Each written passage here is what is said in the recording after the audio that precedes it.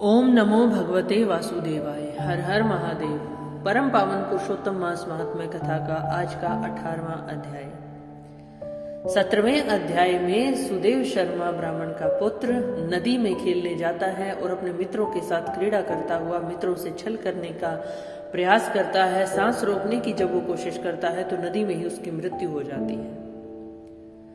जब उसकी मृत्यु का समाचार सुदेव शर्मा ब्राह्मण और उसकी पत्नी को मिलता है, वो आते हैं नदी पर, बहुत ही दुखी होते हैं और अपने मृत पुत्र को अपनी गोद में लिए विलाप करते हुए तरह तरह से बातें करते हैं कि हे पुत्र, तुम उठो और हमसे बातें करो। आगे की कथा आज के अध्याय 18 में। नारद जी बोले, हे तपोनिधे। उसके बाद साक्षात भगवान वाल्मीकि मुनि ने राजा दृढ़धनवा को क्या कहा, सो आप कहिए। ये जो कथा चल रही है ये राजा दृढ़धनवा के पूर्व जन्म की कथा है, उनके पूर्व जन्म का वृतांत है। श्री नारायण बोले, वह राजा दृढ़धनवा अपने पूर्व जन्म का वृतांत सुनकर आश्चर्य करता हुआ मुनिश्रेष्ठ वाल्मीकि मुनि से पूछता है कि हे ब्राह्मण, आपके नवीन नवीन सुंदर अमृत के समान वचनों को बार बार सुनकर भी मैं तृप्त नहीं हुआ, इसलिए प्रभु आगे का वृतांत कहिए कि आगे क्या हुआ। जब सुदेव शर्मा ब्राह्मण का पुत्र मृत हो गया तब आगे क्या हुआ। वाल्मीकि मुनि कहते हैं, हे जगदीपते, इस प्रकार उस ब्राह्मण के विलाप करते समय गर्जना से 10 दिशाओं गुंजित हो गई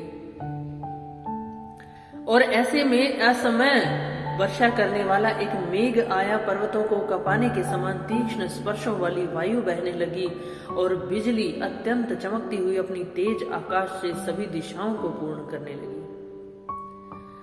इस तरह 1 मास तक वृष्टि हुई, जिस जल से पृथ्वी भर गई, परंतु पुत्र शोक रूपी अग्नि के ताप से संतप्त हुआ ब्राह्मण कुछ भी नहीं जान सका। उसने इतना दुख प्रकट किया, इतना विलाप किया कि आकाश पर्वत 10 दिशाएं कांप उठी और पृथ्वी पर प्रलय आ गई, जल भराव हो गया। लेकिन अपने पुत्र के शोक में डूबा हुआ ब्राह्मण कुछ नहीं जान सका। न तो उसने जलपान किया न भोजन किया। वो इतना दुखी था कि न तो उसने जल ही पिया न भोजन ही किया। केवल हे पुत्र इस प्रकार कहकर विलाप करते हुए ब्राह्मण उस समय उस मास में ऐसे ही रह गया, बगैर कुछ खाए पिए उसने वो मास व्यतीत कर दिया। और वो मास कौन सा था? वो मास था श्री कृष्ण चंद्र का प्रिय पुरुषोत्तम मास।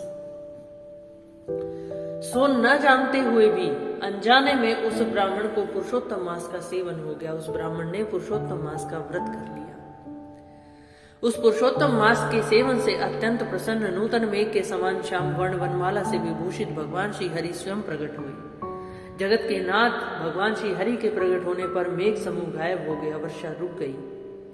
उस ब्राह्मण ने पुरुषोत्तम श्री कृष्ण चंद्र को देखा और दर्शन होने के साथ ही गोद में लिए हुए पुत्र के शरीर को जमीन पर रख स्त्री सहित ब्राह्मण श्री कृष्ण भगवान को दंडवत नमस्कार करता हुआ हाथ जोड़कर श्री कृष्ण भगवान के सामने खड़ा होकर श्री कृष्ण भगवान ही हमारे रक्षक हों, ऐसा विचार करता हुआ भगवान पुरुषोत्तम की सेवा से प्रसन्न हो अमृत की वृष्टि करने वाली अत्यंत मधुर वाणी से बोले।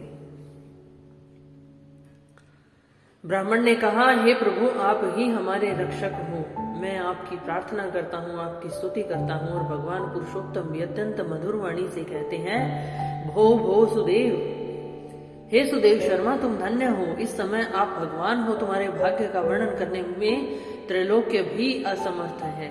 त्रिलोकी के नाथ भी तुम्हारे भाग्य का वर्णन नहीं कर सकते। क्यों? क्योंकि तुमने पुरुषोत्तम मास का सेवन किया, पुरुषोत्तम मास का व्रत किया है। अनजाने में ही सही तुमने पुरुषोत्तम मास की आराधना की। हे वत्स, हे तपोधन, जो तुम्हारा होने वाला है उसको हम कहेंगे, सुनो। हे ब्राह्मण, 12,000 वर्ष की आयु वाला पुत्र तुम्हें होगा। तुमने जो ये तपस्या की है उसके फलस्वरूप तुम्हें 12,000 वर्ष की आयु वाला पुत्र प्राप्त होगा। इसके बाद तुमको पुत्र से होने वाले सुख में संदेह नहीं। तुम्हें पुत्र की आयु चाहिए और मैं तुम्हें वरदान देता हूं, तुम्हें 12,000 वर्ष की आयु वाला पुत्र होगा। अब तो तुम्हें पुत्र से होने वाले सुख में संदेह नहीं। हे द्विजातम, प्रसन्न मन से मैंने ये पुत्र तुम्हें दिया। हमारे प्रसाद से होने वाले तुम्हारे पुत्र सुख को देखकर हे द्विजोत्तम, देवता, गंधर्व, मनुष्य लोग पुत्र सुख की इच्छा करने वाले होंगे। और जो पुत्र सुख की इच्छा करेगा वो पुरुषोत्तम मास की सेवा करेगा, पुरुषोत्तम मास का स्तवन करेगा, पुरुषोत्तम मास की व्रत करेगा। इस विषय में तुमसे प्राचीन इतिहास मैं कहता हूं, जिस इतिहास को पहले मार्कंडेय मुनि ने राजा रघु से कहा था। श्री हरि कहते हैं कि हे सुदेव, मैं तुम्हें एक इतिहास सुनाता हूं जिसको मार्कंडेय मुनि ने राजा रघु को सुनाया था। प्रथम कोई श्रेष्ठ मन वाले धनुर नामक मुनीश्वर लोगों को पुत्र रूप मानसिक चिंता से जले हुए देखकर दुखित हुए। एक मुनीश्वर, धनुर नामक मुनीश्वर, और लोगों को पुत्र रूप की मानसिक चिंता से ग्रस्त हुए देखकर वो भी दुखी हुए कि क्यों लोग पुत्र इच्छा रखते हैं, पुत्र की इच्छा से दुखी होते हैं, और वो भी पुत्र की चिंता से दुखी थे और उन्होंने इच्छा करके दारुण तप किया। धनुर नामक मुनीश्वर के भी पुत्र नहीं था और उसने पुत्र इच्छा से तप किया। 1000 वर्ष बीत जाने पर धनुर मुनि से देवता लोग बोले, हे मुनीश्वर, तुम्हारे कठिन तप से हम प्रसन्न हैं, इसलिए अपने मन के अनुसार श्रेष्ठ वर मांगो। श्री नारायण कहते हैं, देवताओं के अमृत तुल्य इस वचन को सुनकर उन तपोधन धनुर नामक मुनि ने बुद्धिमान और अमर पुत्र को मांगा। उस ब्राह्मण से देवताओं ने कहा कि पृथ्वी में ऐसा पुत्र नहीं है। तब धनुर मुनि ने देवताओं से कहा कि अच्छा, ऐसा पुत्र दो जिसकी आयु की मर्यादा बंधी हो।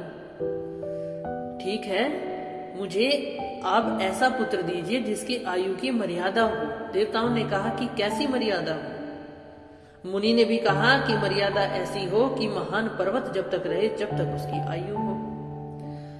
देवताओं ने कहा ऐसा ही होगा, और इस प्रकार वर दे इंद्र आदि देवता स्वर्ग को चले गए। धनु शर्मा ने थोड़े समय में ही वैसे पुत्र को प्राप्त कर लिया। देवताओं का वरदान था, सो पुत्र उन्हें प्राप्त हुआ। उस मुनि का पुत्र आकाश में चंद्र के समान बढ़ने लगा। 16वें वर्ष के होने पर मुनीश्वर ने पुत्र से कहा, हे वत्स, ये मुनि लोग कभी भी अपमान करने के योग्य नहीं है, हमें सदा मुनियों का आदर करना चाहिए। इस तरह की शिक्षाएं उसने अपने पुत्र को दी और मुनियों का आदर करना सिखाया। लेकिन पुत्र ने इन शिक्षाओं के प्राप्त होने पर भी मुनियों का अनादर किया। आयु की मर्यादा के बल से उन्मत्त उसने ब्राह्मणों का अपमान किया, क्योंकि उसे पता था कि उसकी आयु की मर्यादा इतनी है जितनी पर्वतों की आयु हो। ये जान उसने ब्राह्मणों का अपमान किया। किसी समय परम क्रोधी महिष नामक मुनि ने विधि से शुभ फल देने वाले शालिग्राम शिला का पूजन किया था। एक समय महिष नामक मुनि थे और उन्होंने शालिग्राम शिला का पूजन किया। उसी समय उस बालक ने वहां आकर शालिग्राम की शिला को जल्दी से लेकर अपनी चंचलता के कारण पूर्ण जल वाले कुएं में छोड़ दिया। उसने चंचलता की और शालिग्राम की शिला को एक कुएं में डाल दिया। क्रोध से युक्त दूसरे काल रुद्र के समान महिष मुनि ने उस धनुर मुनि के पुत्र को श्राप दिया कि वो अभी मर जाए,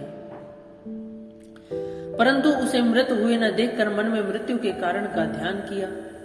मुनि के श्राप देने का उस पर कोई असर नहीं हुआ, तो मुनि ने ध्यान किया कि इसे तो मृत्यु की मर्यादा का वरदान प्राप्त है। देवताओं ने इस धनुर मुनि के पुत्र को निमित्त आयु वाला बनाया है। इस तरह चिंता करते हुए महिष मुनि ने लंबी सांस ली, जिससे कई कोटि महिष पैदा हो गए। उन महिषों ने पर्वतों को टुकड़ा टुकड़ा कर दिया और उसी समय मुनि का अत्यंत दुर्मद लड़का मर गया। धनुर मुनि ने अत्यंत दुख से बार बार विलाप किया। बाद अनेक विलाप करने पर पुत्र के शरीर को लेकर पुत्र के दुख से अत्यंत पीड़ित हो चिता की अग्नि में प्रवेश किया। इस प्रकार हठ से पुत्र प्राप्त करने वाले कहीं भी सुख को नहीं पाते हैं। अर्थात हठ से प्राप्त किए गए पुत्रों से कभी भी सुख प्राप्त नहीं होता। अगर हमारे भाग्य में पुत्र सुख है तो स्वतः ही हमें मिल जाएगा। हे तपोधन, गरुड़ जी ने ये जो पुत्र दिया है, इससे संसार में तुम प्रशंसनीय या पुत्रवान होगे। हे अनग, मैंने प्रसन्न होकर पुरुषोत्तम के महात्म्य से इस पुत्र को चिर स्थायी किया है। ये तुमको सुख देने वाला हो। पुत्र के साथ सर्वदा गृहस्थ आश्रम के सुख को भोगने के बाद तुम ब्रह्मलोक को जाओगे। वहां उत्तम सुख देवताओं के वर्ष से 1000 वर्ष पर्यंत भोग कर पृथ्वी पर आओगे। हे द्विजोत्तम, यहाँ तुम चक्रवर्ती राजा होगे और दृढ़ धनवा नाम से प्रसिद्ध तथा सेना सवारी से युक्त हो 10,000 वर्ष पर्यंत पृथ्वी के राजा का सुख भोगोगे।